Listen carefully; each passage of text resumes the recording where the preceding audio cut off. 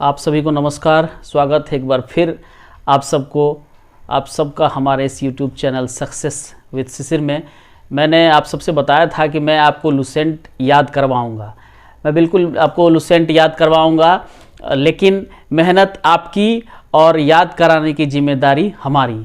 आपको मेहनत करना पड़ेगा और मैं जैसा बताऊंगा उस हिसाब से कीजिए, तो मुझे पक्का विश्वास है या फिर कुछ दिनों में आपको भी लगेगा कि हाँ मैं याद कर सकता हूँ। तो मैंने जो याद करने के तरीके बताए थे कि जो टॉपिक आपको याद करना है उस टॉपिक का पहले आप कहीं से बुक से पढ़ लीजिए या फिर वीडियो देख लीजिए।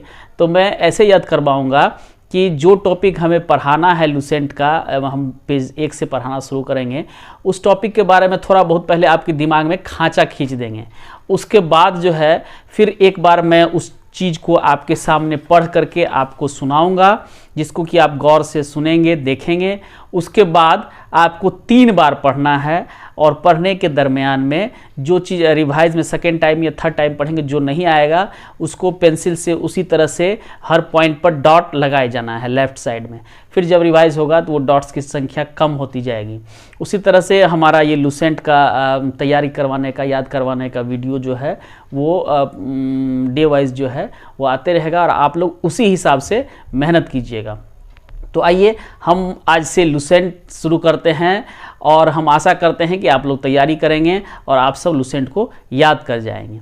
तो लुसेंट में जो है सबसे पहले जो हमारा टॉपिक आता है लुसेंट का, वो है हिस्ट्री का। ये लुसेंट आपका बुक को हम पढ़ाने के लिए आज से जा रहे हैं। इसमें सबसे पहला टॉपिक है हिस्ट्री का। देखिए, पढ़ाई का सबसे मेन तरीका क्या है कि पहले आप दिमाग में ये बिठाइए कि हम इसमें रुचि जगाएं। एक मजबूरी में पढ़ना, जैसे कि एक आपको अगर खाना पसंद है मीठ चावल, आपको अगर मीठ चावल या रसगुल्ला और रसगुल्ला मिल जाता है तो खाते हैं, लेकिन कभी कभी भूख नहीं रहता है तो मजबूरी में खा लेते हैं। तो मजबूरी में नहीं, रुचि जगाइए। जैसे लोग को खाने में रुचि लगता है तो खाना स्वादिष्ट लगता है, उसी तरह से इसमें रुचि जगाइए। तो आखिर जैसे आप बहुत बच्चे सोचते हैं सर हिस्ट्री बहुत नीरस सब्जेक्ट है, याद करना पड़ता है, लेकिन मैंने आज तक किसी भी सब्जेक्ट को याद नहीं किया है और ना मैं किसी बच्चे को याद करने के लिए बोलता हूँ। आप याद नहीं कीजिए, हिस्ट्री को भी साइंस की तरह समझ के पढ़िए, जिज्ञासा के व्यू से पढ़िए कि आखिर ऐसा क्या हुआ था, क्या बात हुआ था। इस चीज़ को जानने की इच्छा से अगर पढ़िएगा तो मेरा दावा है कि आपको जरूर वो याद हो जाएगा। तो सबसे पहले जैसे हमारा ये लुसेंट का टॉपिक है हिस्ट्री। हिस्ट्री कितना इंटरेस्टेड सब्जेक्ट है वो देखिए। हिस्ट्री कहते किसे हैं? तो एक्चुअल होता है कि इतिहास। हम लोग पढ़ते हैं कि इति मतलब बीती, हास मतलब कहानी, जो कहानी बीत जाती है। जैसे कि मैंने पिछला वीडियो बना करके आपको दिखाया तो वो अब इतिहास हो गया। जो चीज़ बीत गया, जैसे अभी जो पहला सेकंड में मैंने बोला और अभी है, तो वो पिछले सेकंड का जो बात था वो इतिहास हो गया, यानी जो चीज़ें बीत गई है। तो हमको ये जानना चाहिए कि हमारे देश में क्या इतिहास रहा था या फिर विश्व का क्या इतिहास रहा। हम जो पहले बंदर थे तो बंदर से इस आदमी की इस अवस्था तक कैसे पहुंचे, इसको एक जिज्ञासा के रूप में लीजिए तो ये आपको याद रहेगा। मैंने बार बार इस चीज़ पर फोकस किया है कि आप इसे जिज्ञासा के रूप में ध्यान लगाकर तब आपको पढ़ने में मन भी लगेगा। और मैं अभी बताऊंगा तो आपको लगेगा कि कुछ ना कुछ रुचि आपको जगेगी जरूर। देखिए, हिस्ट्री सबसे पहले आप पूछेंगे सर हम हिस्ट्री को क्यों पढ़ें। आपके दिमाग में ये प्रश्न आएगा कि सर हम हिस्ट्री को क्यों पढ़ें। स्वाभाविक बात है, तो हम बताते हैं हिस्ट्री को इसलिए लोग पढ़ते हैं कि हिस्ट्री पढ़ने के बाद हमें ये जानकारी होती है कि हमारे पूर्वज कैसे थे। जैसे दादी नानी से लोग बच्चे कहानी सुनते हैं कि ये कैसे हुआ था, वो कैसे हुआ था, तो बचपन बड़ा इंटरेस्ट था। तो दादी नानी का कहानी तो सिर्फ एक कहानी तक है।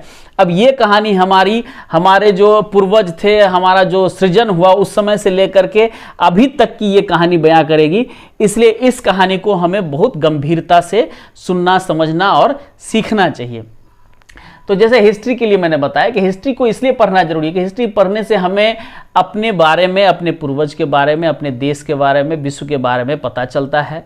उसके बाद कि उसमें क्या क्या अच्छाई थी, क्या क्या खराबी थी, किसके कारण से ये चीज, कोई भी सभ्यता जो है वो विनष्ट हो गया, किस कारण से कोई भी सभ्यता बहुत अपनी उन्नति के शिखर पर था, कौन से राजा ने अच्छा कार्य किया, किस समाज में किस चीज़ की अच्छाई थी जिसको कि आज भी अडॉप्ट किया गया है।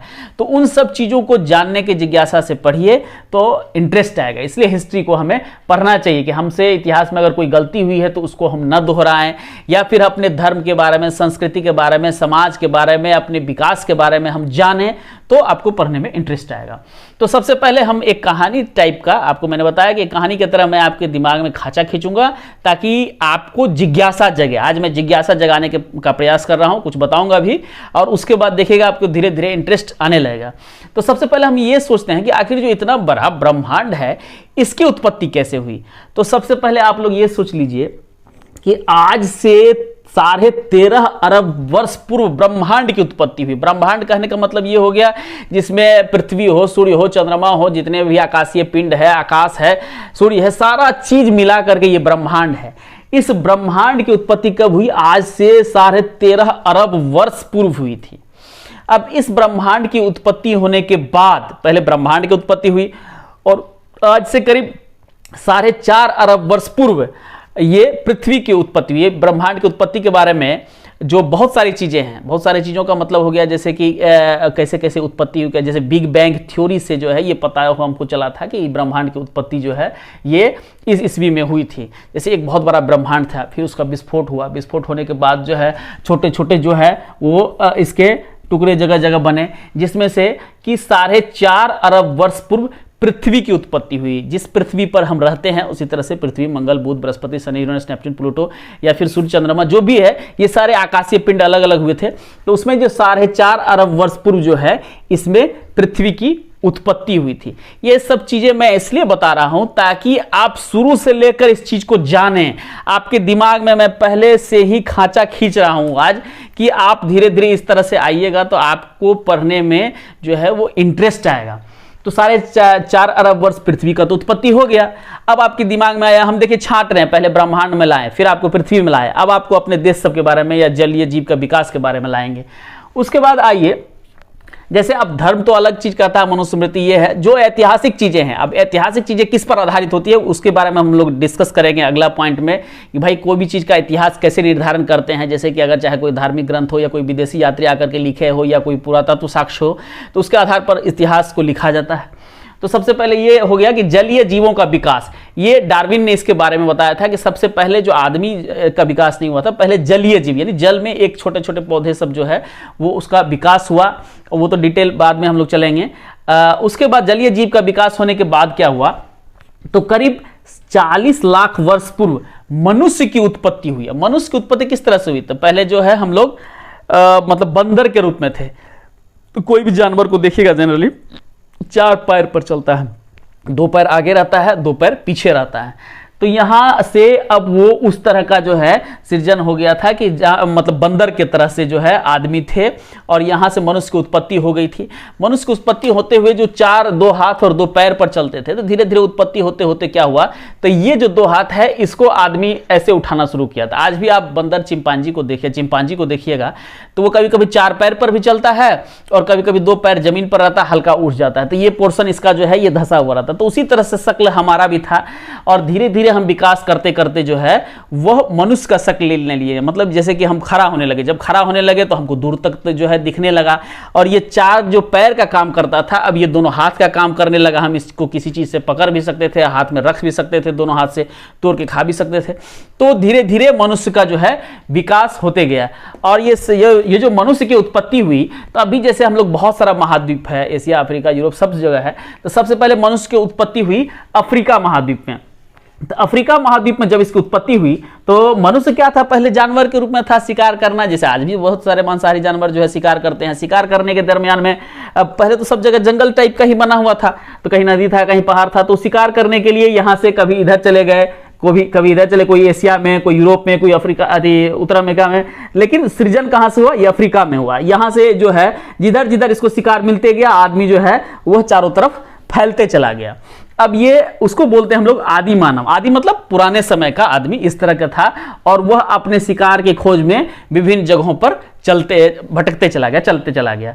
उसके बाद जब विभिन्न जगहों पर चलने लगा तब इसको हम लोग बोलते हैं कि ये जो उसके बाद जो मानव हुआ, मतलब कि 40 लाख से लेकर और 10,000 बीसी तक, बीसी मतलब बिफोर क्राइस्ट मतलब ईसा मसीह के जन्म से पूर्व का समय, और अभी जैसे हम लोग 2020 ईस्वी बोलते हैं उसको बोलते हैं एडी, यानी कि आफ्टर ये जो है इसके मतलब कि जन्म के बाद का समय को बोलते हैं।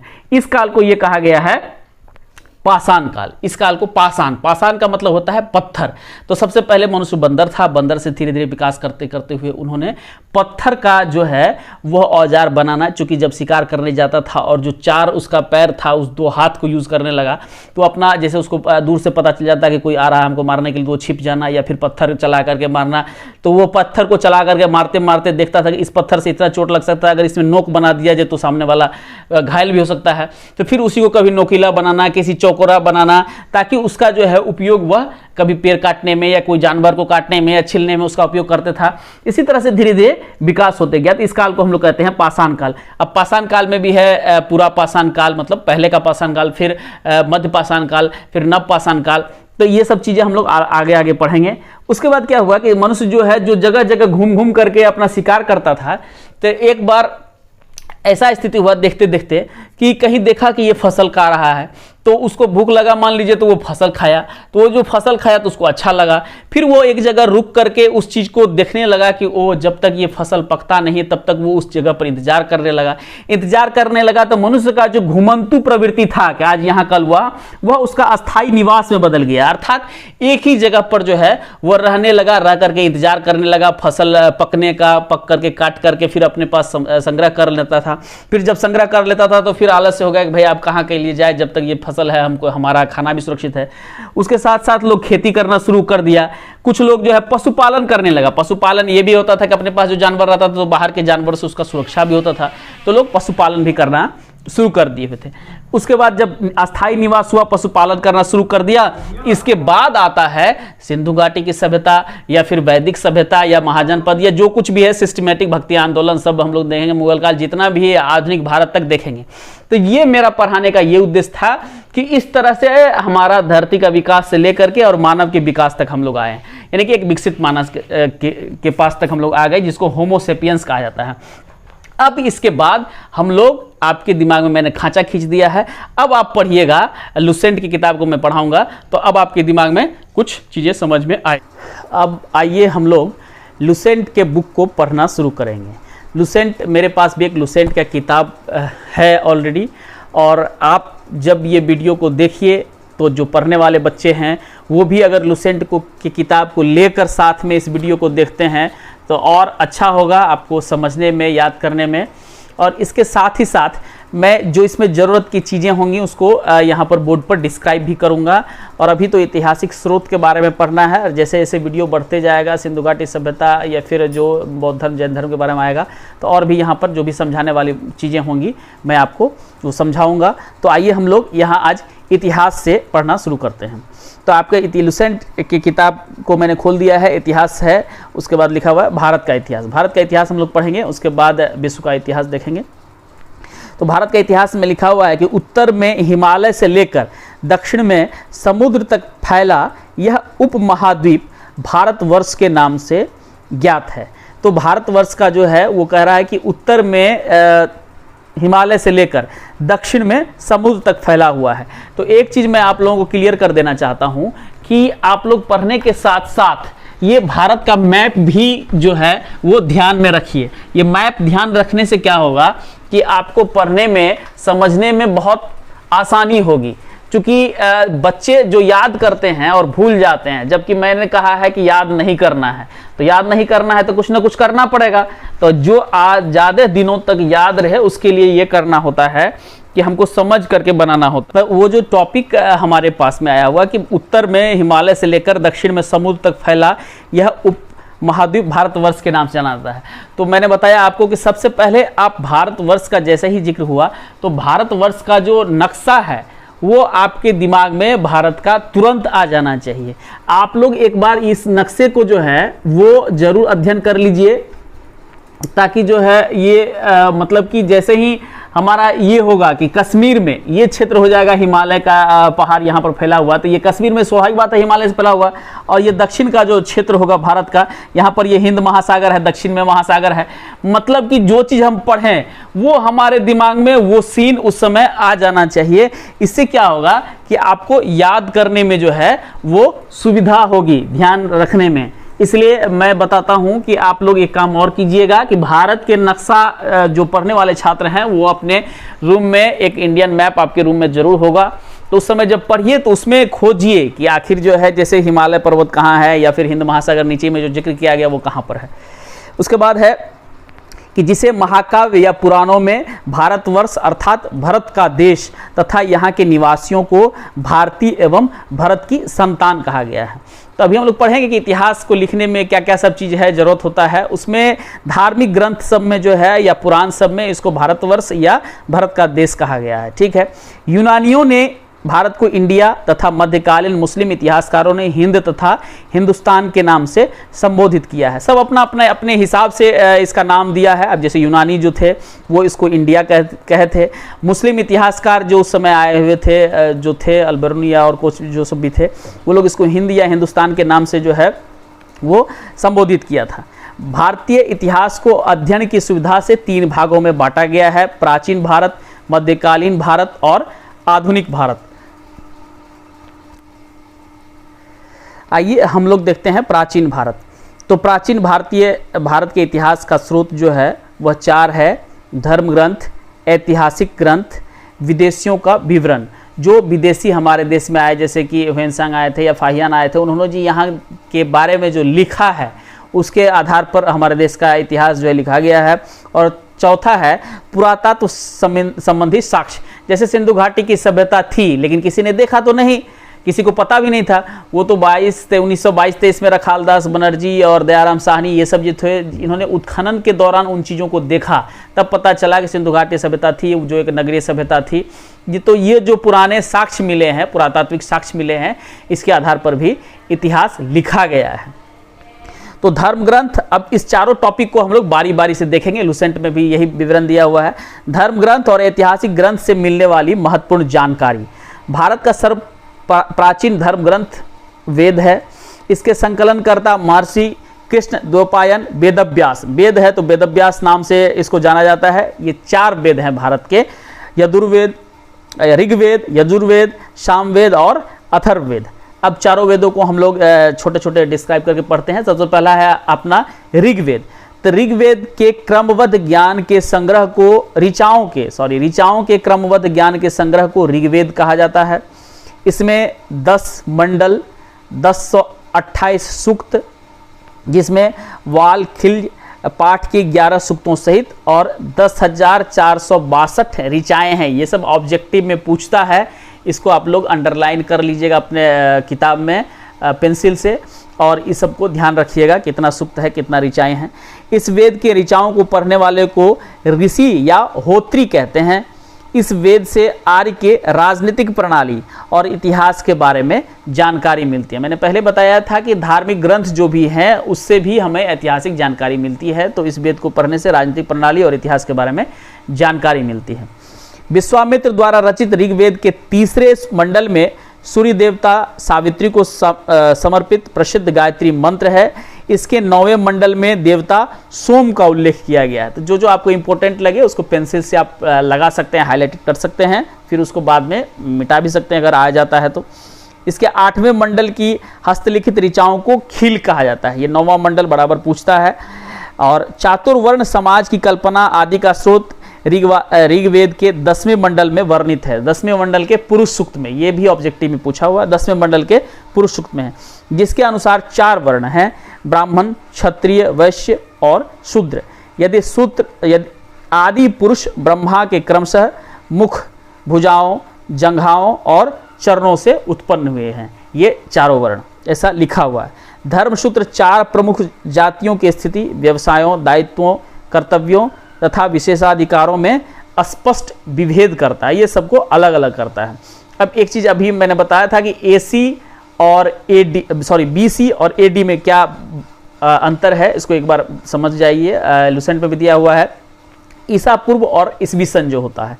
तो वर्तमान में प्रचलित ग्रेगोरियन कैलेंडर, ईसाई कैलेंडर या उसको जूलियन कैलेंडर भी बोलते हैं, ये ईसाई धर्मगुरु ईसा मसीह के जन्म वर्ष यानी कल्पित, जो कि कल्पना के आधार पर है, उसके ईसा मसीह के जन्म से पहले के समय को ईसा पूर्व, चूंकि ईसा मसीह के जन्म के पूर्व का बात है तो इसलिए इसको ईसा पूर्व कहा गया, यानी बीसी यानी before the death of Jesus Christ, before the death of Jesus Christ, उसको शॉर्ट में बीसी कहा गया।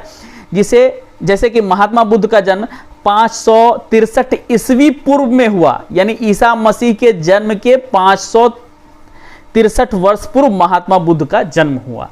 चूंकि उस समय में कोई कैलेंडर या कुछ था नहीं, इसलिए, या फिर था भी तो जैसे कि गुप्त काल का अलग चल रहा था, शक संवत, विक्रम संवत, सब अपने अपने चलाते थे, तो एक ऐसा चीज होना चाहिए था जो कि सब चीज़ों का ईस्वी सन जो जिससे डिसाइड हो।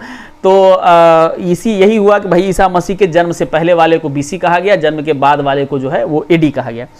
ईसा मसीह की जन्म तिथि किस से प्रारंभ हुआ? सन ईस्वी सन कहलाता है। इसके लिए संक्षेप में ईस्वी यानी ई लिख करके और 0 दे दिया जाता है, 0 दे दिया जाता है, लिखा जाता है। ईस्वी को लैटिन शब्द में एडी भी कहा लिखा जाता है। एडी यानी कि एनो डोमिनी, इसका शाब्दिक अर्थ होता है in the year of Lord Jesus Christ. समझ में आ गया होगा आप लोग को। अब देखिए, वामनावतार के 3 पगों के आख्यान का प्राचीनतम स्रोत जो है वो ऋग्वेद है। ऋग्वेद में इंद्र के लिए 250 तथा अग्नि के लिए 200 ऋचाओं की रचना की गई है। अब जैसे ऋग्वेद में विभिन्न देवताओं को वो सम्मानित करते हुए, सम्मान देते हुए बहुत सारा ऋचा या बहुत सारा जो है उसके लिए लिखा गया है। तो इसमें इंद्र हो गया है, अग्निदेव है, वरुण देव है। तो इसमें लिखा हुआ कि इंद्रदेव के लिए 250 और अग्निदेव के लिए 200 ऋचाओं की रचना की गई है। प्राचीन इतिहास के साधन के रूप में वैदिक साहित्य में ऋग्वेद के बाद शतपथ ब्राह्मण का स्थान आता है। ये भी ऐतिहासिक ग्रंथ है, धार्मिक ग्रंथ है ये शतपथ ब्राह्मण। ऋग्वेद के बारे में जो मेन चीज़ है जो ऑब्जेक्टिव में पूछा जाता है वो सब यही था। आगे लुसेंट में दिया हुआ है यजुर्वेद। सस्वर पाठ करने के लिए मंत्रों तथा बलि के अनुसार अनुपालन के लिए नियमों का संकलन यजुर्वेद कहलाता है। इसके पाठकर्ता को अधर्वु कहा जाता है। अब नाम से ही स्पष्ट है कि यजुर्वेद यानी यज्ञ से संबंधित जो पाठ मंत्र, समझ लीजिए, इससे आपको जानने में इजी होगा। इससे संबंधित जो संकलन है उसको यजुर्वेद कहा गया है। और इसका जो पाठ करता था, ये जो पाठ पढ़ते थे उसको अधर्व्यु कहते हैं। ठीक है, यह एक ऐसा वेद है जो गद्य और पद्य दोनों में है। ये भी ऑब्जेक्टिव में बहुत पूछता है कि ऐसा कौन सा वेद है जो गद्य और पद्य दोनों में है, तो ऐसा वेद है यजुर्वेद। उसके बाद हो जाता है सामवेद। यह गाई जा सकने वाली ऋचाओं का संकलन है। जो ऋचाएँ लिखी गई है भगवान के सम्मान में, जैसे इंद्र या अग्नि जो कुछ भी उनके सम्मान में, ये सामवेद ऐसा है जिसको कि गाया जा सकता है। इसके पाठकर्ता को उद्रात्री कहा जाता था। उद्रात्री कहते हैं। जैसे यजुर्वेद के पाठकर्ता को हम लोग कहते थे अधर्व्यु, इसी तरह से इसको उदात्री कहते हैं। इसे भारतीय संगीत का जनक भी कहा जाता है। भारतीय संगीत का जनक, ये ऑब्जेक्टिव में पूछा जाता है। जैसे पूछता है कि कौन वेद जो है वो गद्य पद्य दोनों में है, तो यजुर्वेद है। और किसको जो है भारतीय संगीत का जनक कहा जाता है, तो सामवेद को। और चौथा है आपका अथर्ववेद। अथर्ववेद यानी अथर्वा ऋषि द्वारा रचित, इसलिए इसको अथर्ववेद नाम दिया गया है। ये सब तो नाम से स्पष्ट हो जाता है। आप इसको अगर गौर से देखिए तो आपको ये सब पढ़ते पढ़ते बहुत सारी चीज़ें याद आ जाएगी। अथर्वा ऋषि द्वारा रचित इस वेद में रोग निवारण, तंत्र मंत्र, जादू टोना, श्राप, वशीकरण, आशीर्वाद, स्तुति, प्रायश्चित, औषधि, अनुसंधान, प्रेम, विवाह, राजकर्म, मातृभूमि महात्म्य आदि विविध विषयों से संबद्ध मंत्र तथा सामान्य मनुष्य के विचारों, विश्वासों, अंधविश्वासों आदि का विवरण है। यानी जितना कर्मकांड से संबंधित चीजें हैं वो सारी अथर्ववेद में दे दी गई है। अथर्ववेद कन्याओं के जन्म की निंदा करता है। अथर्ववेद जो है वो कन्याओं के जन्म की निंदा करता है। अब जैसे पुराण हो गया, वो कौन सा पुराण किस वंश से संबंधित है, ये कभी कभी ऑब्जेक्टिव में पूछता है। तो देख लीजिए, विष्णु पुराण जो है वो मौर्य वंश से संबंधित है। विष्णु पुराण। मत्स्य पुराण जो है वो आंध्र सातवाहन वर्ष से संबंधित है। और वायु पुराण जो है वो गुप्त वंश से संबंधित है। अब जैसे एक तरीका हम आपको बताते हैं, अभी मैंने कोई ट्रिक नहीं बताया, लेकिन आपके दिमाग में बैठाने के लिए आप बता सकते हैं। जैसे विष्णु पुराण मौर्य वंश से संबंधित है, तो यानी कि मौर्य वंश जो है बहुत ही प्रतापी मतलब कि शासन रहा था मौर्य वंश का। चंद्रगुप्त मौर्य जो है वो जो इसका स्थापना किए थे, तो उसमें वो विष्णु का अवतार एक तरह से मान लीजिए। तो ये इससे आप इसको कोरिलेट कर सकते हैं। जैसे मत्स्य पुराण, अब मत्स्य क्षेत्र जो है वह आंध्र सातवाहन वर्ष जो उस इधर का एरिया का था, दक्षिण भारत के एरिया का। तो दक्षिण भारत एरिया में समुद्र एरिया है, वहाँ मछली अधिक पाया जाएगा समुद्र का, तो इसलिए उसको आंध्र सातवाहन वंश को मत्स्य पुराण से इस तरह से आप जोड़ सकते हैं।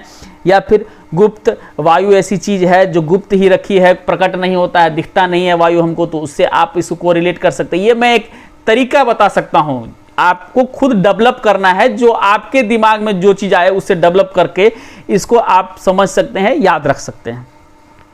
उसके बाद है कि इसमें सभा और समिति को प्रजापति की 2 पुत्रियां कहा गया है। सभा और समिति को प्रजापति की 2 पुत्रियां कहा गया है। ये भी पूछ सकता है किस में कहा गया है, तो ये अथर्ववेद में कहा गया है। सबसे प्राचीन वेद ऋग्वेद है और सबसे बाद का वेद जो है अथर्ववेद है। जब हम लोग सिस्टमेटिक बोलते भी हैं तो यही बोलते हैं कि ऋग्वेद, सामवेद, ऋग्वेद, यजुर्वेद, सामवेद और अथर्ववेद तो है। वेदों की भांति को भली भांति समझने के लिए 6 वेदांगों की रचना हुई है। ये है शिक्षा, ज्योति, ज्योतिष, कल्प, व्याकरण, निरुक्त और छंद। ये 6 जो है ये वेदांग है। ये पूछ सकता है कि वेदांग कितने हैं, तो ये 6 वेदांग हैं। भारतीय ऐतिहासिक कथाओं का सबसे अच्छा क्रमबद्ध विवरण पुराणों में मिलता है। इसके रचयिता लोमहर्ष और इसके पुत्र उग्रश्रवा माने जाते हैं। इसकी संख्या 18 है। ये भी पूछता है इसकी संख्या कितने हैं, पुराण की 18 है, जिसमें केवल 5 पुराण जो है मत्स्य पुराण, वायु पुराण, विष्णु पुराण, ब्राह्मण और भागवत ही राजाओं की इसमें जो है राजाओं की वंशावली पाई जाती है। वंशावली मतलब कौन राजा हुए, उसका बेटा कौन हुआ, ये चीज़ उसमें पाया जाता है। पुराणों में मत्स्य पुराण सबसे प्राचीन और प्रमाणिक है। मत्स्य पुराण जो है सबसे प्राचीन है और प्रमाणिक भी है। ये भी ऑब्जेक्टिव में पूछता है। अधिकतर पुराण सरल संस्कृत श्लोक में लिखे गए हैं। स्त्रियां तथा शूद्र जिन्हें वेद पढ़ने की अनुमति नहीं थी वो भी पुराण सुन सकते थे। पुराणों का पाठ पुजारी मंदिरों में क्या करते थे। स्त्री की सर्वाधिक गिरी हुई स्थिति मैत्रेयनी संहिता से प्राप्त होती है, जिसमें जुआ और शराब की भांति स्त्री को पुरुष का तीसरा मुख्य दोष बताया जाता है। शतपथ ब्राह्मण में स्त्री और पुरुष को अर्धांगिनी कहा गया है। ये पूछ सकता है कि पुरुष का अर्धांगिनी किस में कहा गया है, तो शतपथ ब्राह्मण में कहा गया है। मनुस्मृति में सबसे प्राचीन और प्रमाणिक मनुस्मृति मानी जाती है स्मृति ग्रंथों में। यह शुंग काल का मानक ग्रंथ है। नारद स्मृति गुप्त वंश के विषय में जानकारी प्रदान करता है। जातक में बुद्ध की पुनर्जन्म की कहानी वर्णित है।